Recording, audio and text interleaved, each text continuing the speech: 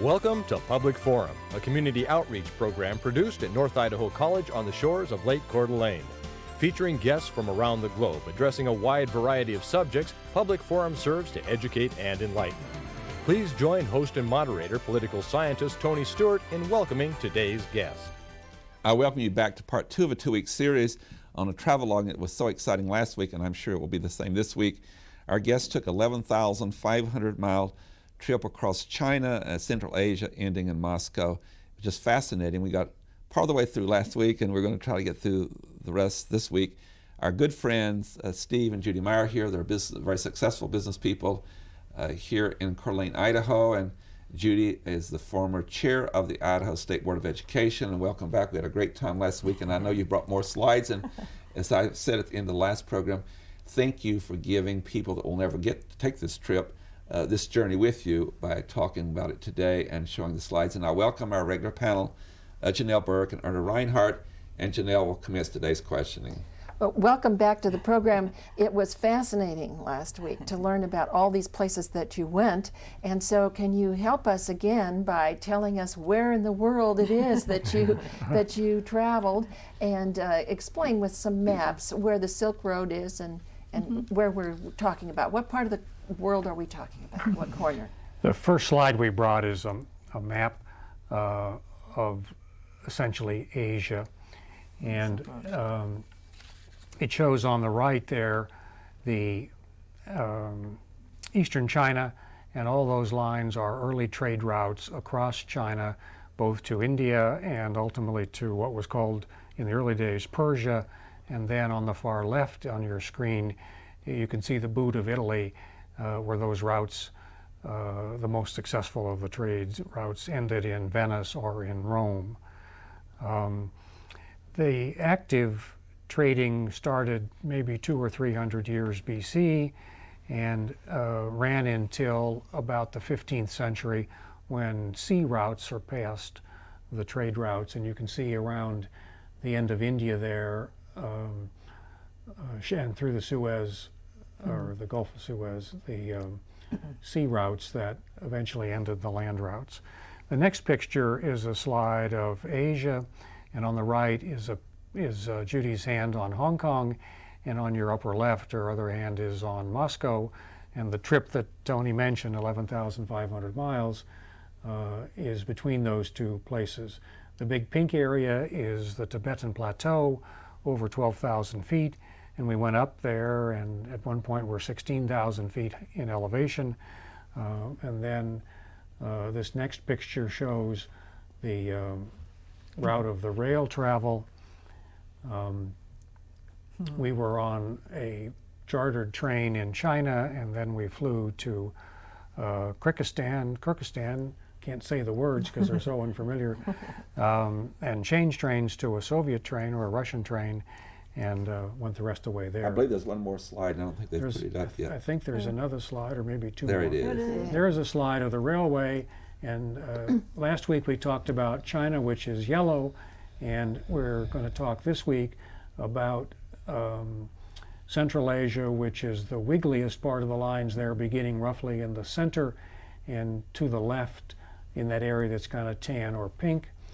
That country that I'm talking about that's pink is Kazakhstan, and to give you some scale or impression about scale, Kazakhstan from east to west is bigger than all of Western Europe. So these are very long distances and very large countries. Kazakhstan is an independent nation since 1992, largely desert. When you hear references to the steppes of Russia, why geographically it's in the center part of Asia that you're seeing on the map. And then the last map we brought is simply a picture of Central Asia, where Judy has her hands wrapped around the area where you'll see pictures. Today, on the left-hand side of your screen by her fingertips is the Caspian Sea, and the countries there are Georgia and Azerbaijan, and the place where the Russians have had so much trouble is right there underneath your fingertips. We'll go on to what you'll think yeah, of. I'll think of it. Let's go on to Erna Reinhardt And, now, if we can, please. Sure. Welcome to the show, Steve and Judy. Share with us, Judy, a little bit about the logistics of being on the train. This was a month-long trip where you traveled most of the time by train, but there were times when you would get off the train and I think stay at hotels a little bit. But for the most part, you were on the train. So explain with us a little bit about that train. Be fun to do, Erna, because as we said, it was a 30-day trip, and when Steve found the trip and said 30 days on the train, I thought, I'm not sure how that'll work. And it worked out just fine, because although in the next slide we'll show a scene of the Russian train now. We've changed from the Chinese train. The Russian train has a narrower gauge, and so it's a different train. And that scene is in the dining car. It doesn't look Russian, and it's heavy velvet and red. Yes. And so what we did was often have breakfast on the train. Then the train would come to the next town on the Silk Road that we were going to explore. The tour company that helped us would have arranged a bus to meet us, and local guides who would then speak English and help us learn the town we were in. So often we would eat lunch in the town, sometimes dinner, and see some demonstration of music instruments or dancing or whatever the culture was. Then back on the train. The train would then travel overnight to the next town, and we would read as fast as we could in our guidebook, getting ready to learn about Samarkand or some of these Central Asian towns that we didn't know how to spell them. I didn't really know where they were beforehand.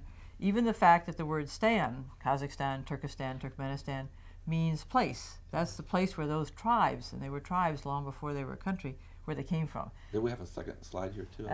Do we on that one? Sure, let's go on to the next one, which is here now we've left some of the desert area, and we were in lots of desert in western China, and we will be again, because the big Karakum Desert is in the center, and on the edge are these very tall mountains. I think these were the Tian Shan Mountains, very high, second highest in the Himalayas. And so we were hiking one day to learn that part of the country in pines. We thought, gee, it feels just like northern Idaho. It was cool and pleasant. The birds were chirping, and we were happy, and noticing the yurt is typical of the kind of nomads that have been in that part of the country, in that part of the world, really, Central Asia, and are not as much now. But we'll go through a couple of slides here because this is where, that's what we're going to do now. Yep. Going through Central Asia, and I was going to ask you about Sure. the history and geography and economics, environment, and all. And you have several slides that you're going to show. How long is your program here, Tony? We'll start with Tashkent. This is the train station here. This is a train station in Tashkent, and you see some traditional clothing there. This was a welcoming little concert. When we got off the train, these guys were on the platform with music. So we all clustered around and kind of dazzled and listened to the music, and it was spectacular.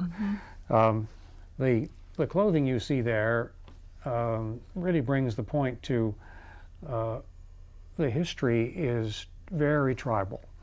The countries are named after tribes. And so from the beginning of time, or a long time ago, until maybe the early part of the last century, the 1920s, these were largely tribal places. Can we move on to some other slides? We have about 14 to show in this section. Here's your next slide, Steve. And the countryside has become very Muslim. This is a mosque. There's basically only one religion, and that's Islam. That was brought on the Silk Road, Steve. It was not originally. I was reading about that the other day. In China, it was Buddhist, but and has become Muslim. But in the Central Asia, it's largely has been Muslim for a long time. Okay, we'll move on to the next one. The next one gives you a good example of how pretty the grounds are of some of these places. There are parks, and there is a lot of attention to tourist facilities, and these are not American or European tourists. The focus here is on local people. And this was a beautiful mosque that was built thousands of years ago, but now, as you see, is nicely landscaped and a nice place to visit. And our next one? The next picture is in a town named Samarkand, and it's a majestic place called Registan Square. And there are 3 mosques here. You can see from the scale of the people in the distance there that these buildings are gigantic. And this big square used to be a trading or market area, and now is filled with visitors. And the next one? Is the inside of a mosque. This is a ceiling, so the picture is looking up, and you can see an arch there and beautiful tile work and gold inlay in the head of that doorway that's at the bottom of the picture. The next photograph is a corridor with some pretty lighting in it. and just beautiful art in these buildings. I think as a builder, you were pretty intrigued with I how was- these I were was done impressed. and restored. I was impressed. Our guests own a lot of buildings, and architecture is important to them. Well, We'll move on to the next one. The next one is an exterior picture of a wall of one of these mosques, and each one of those details you see there, that's not paint, that's tile work. mosaic. So it's just immensely detailed. The next one is a market, and Judy and I both love local markets. And Yeah. Judy, tell us a little bit about Well, those ladies.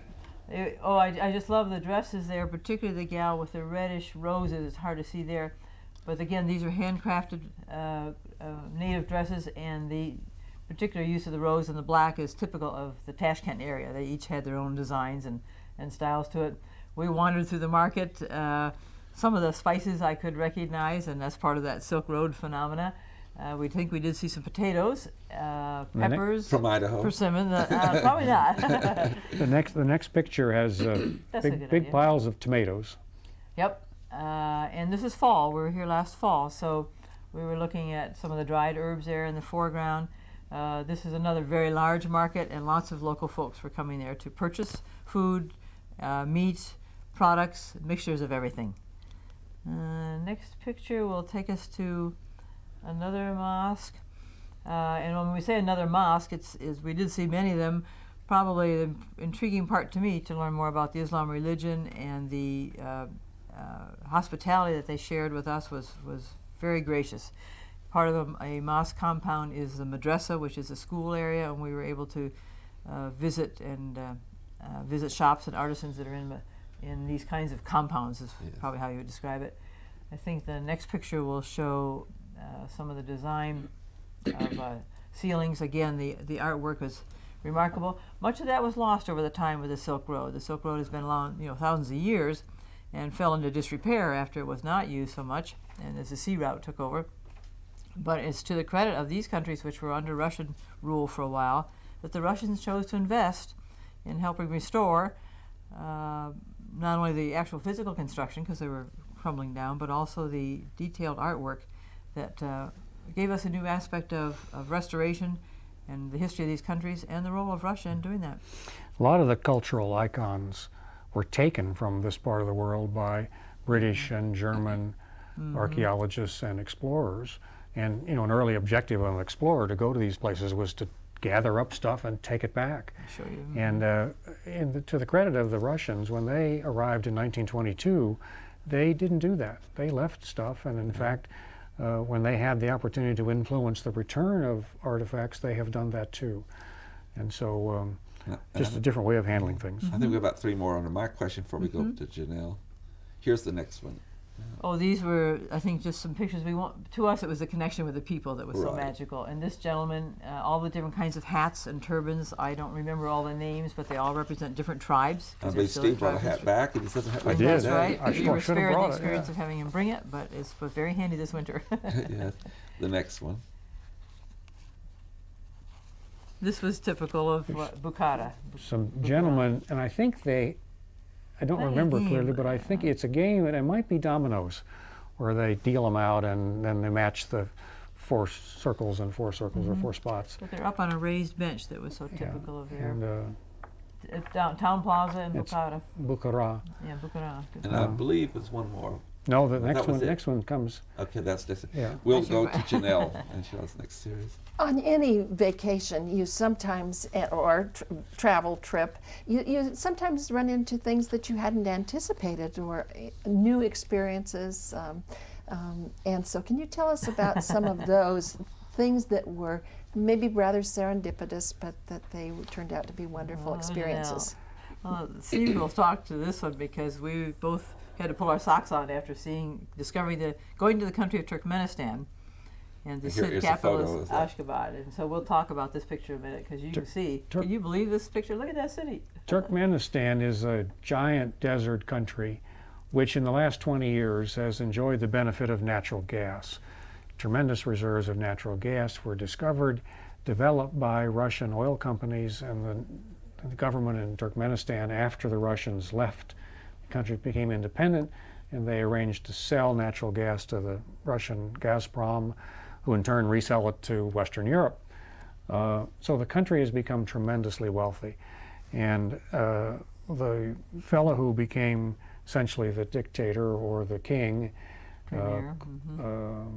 classified himself as emperor for life, and I think he named himself Turkmenbashi the Great. Didn't Turkmenbashi the Great. Subtle He fellow. wrote a book about himself. A and modest man. he renamed all the streets in the capital city of Ashgabat. He, After his family members. after He family missed members, he anybody. changed the names of the days of the week, and he changed the names of the months. And so he's made a dramatic change in that country. But the most visually graphic part is that he hired a French architecture firm, and they have built a magnificent federal city of the capital city. And the next picture shows more of the architecture and the Government parks.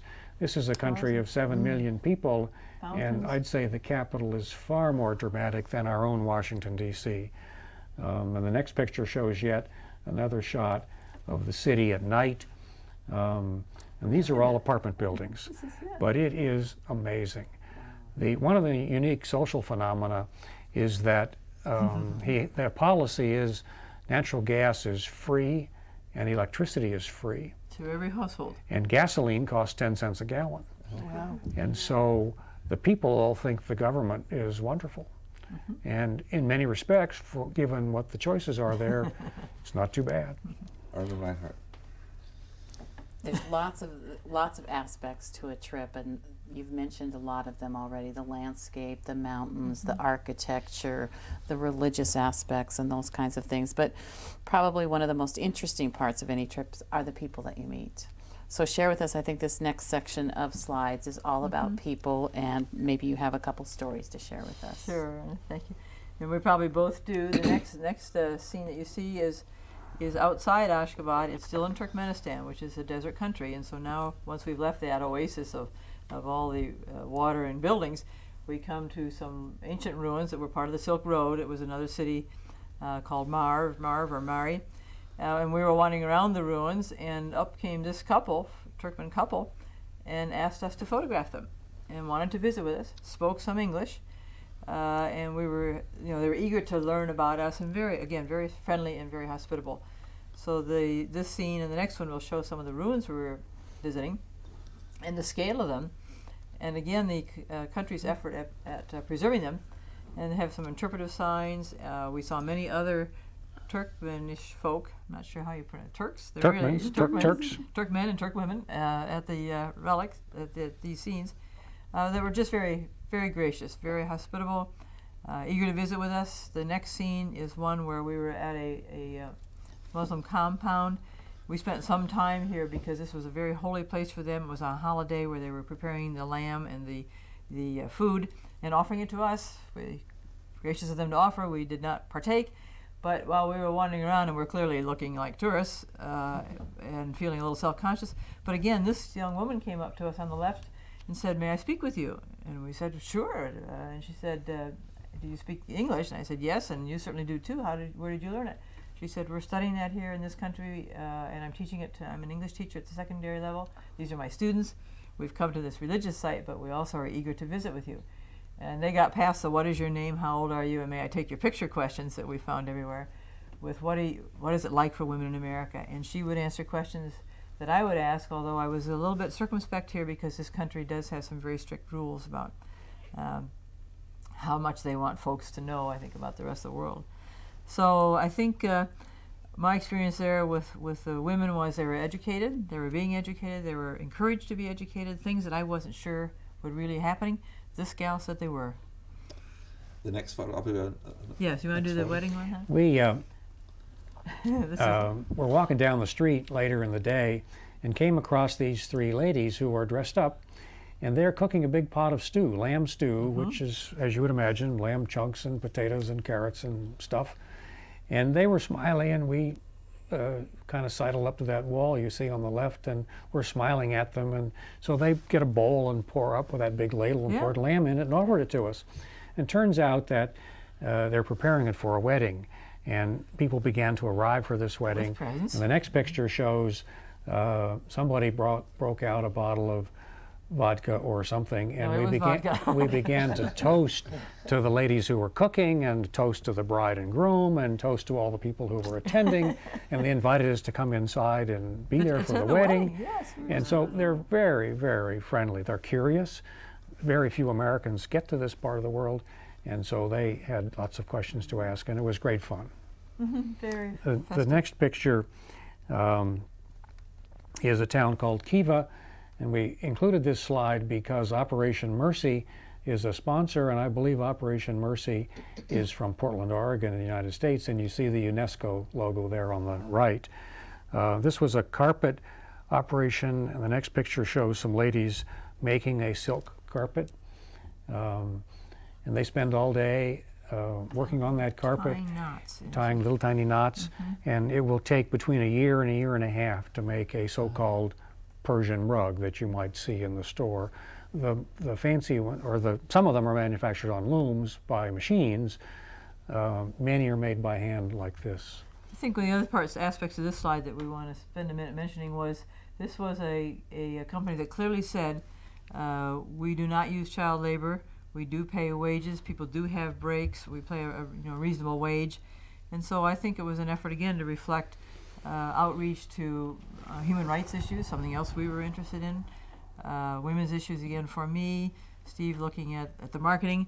We thought maybe if we bought a carpet we could get home at a better price, but we couldn't fly home on it, so we We The magic carpet. we negotiated for a carpet, found one we liked, bought it, and it got shipped here by DHL, and it arrived in 3 days, and so it waited for us 2 weeks before we got home. Oh, interesting. And the guy knew exactly what the price was going to be. He had Yeah, it zip weighed code, and took our name and address. I wrote our name on the back of the carpet to be sure it was ours that arrived. just And fine. it's amazingly contemporary. And I believe we have, is it one or two more photographs? I was wandering down the street in Khiva.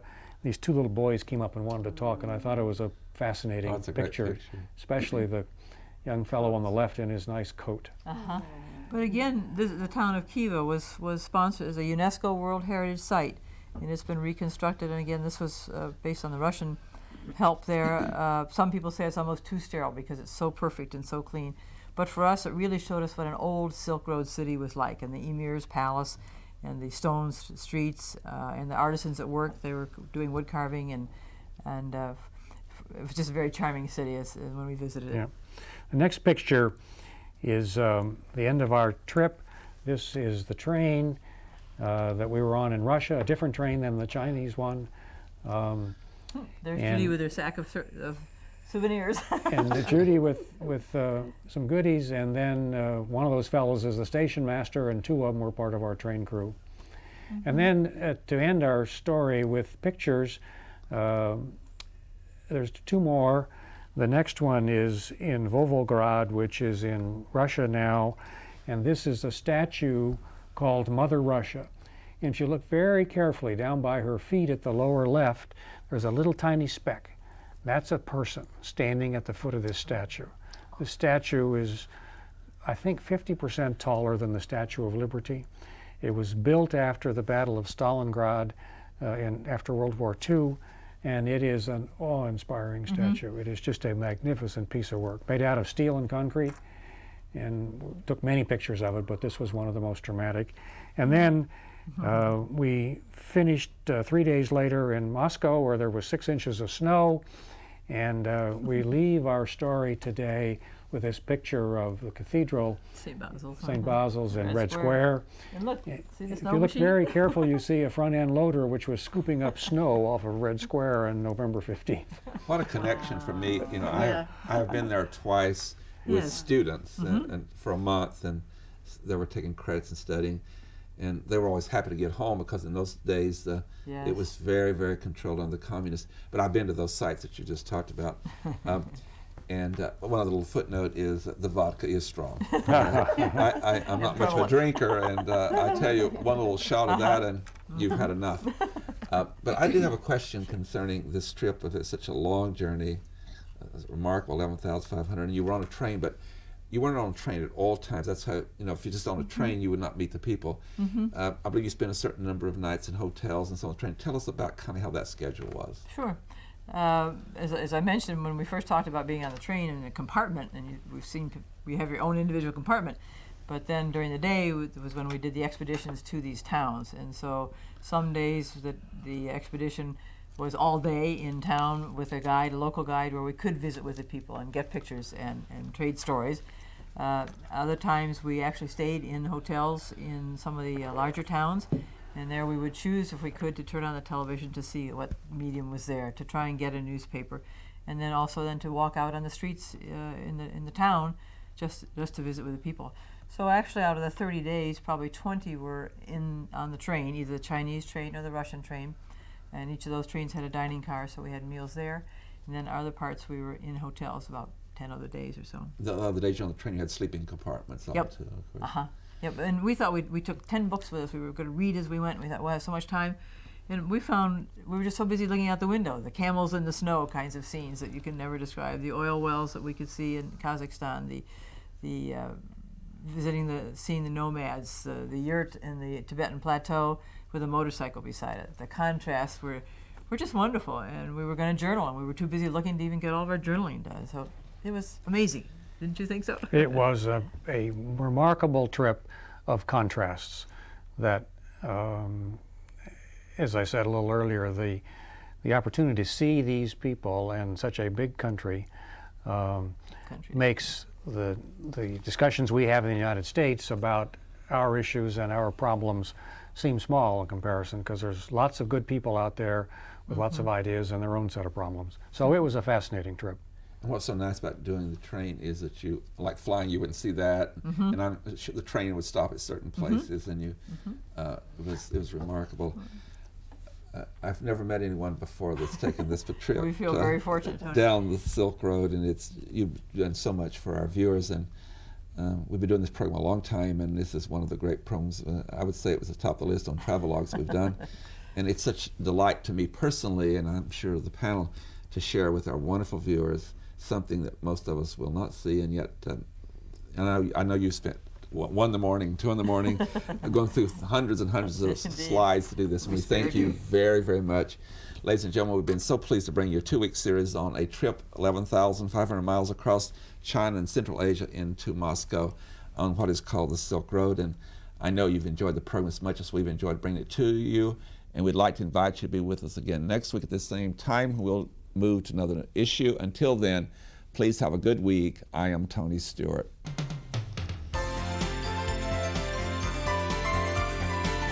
Recorded on the campus of North Idaho College, Public Forum is the longest-running in-house college production on PBS. Each episode is pre-recorded live and is an educational outreach from North Idaho College. Please join us at this same time next week for another edition of Public Forum on this public television station.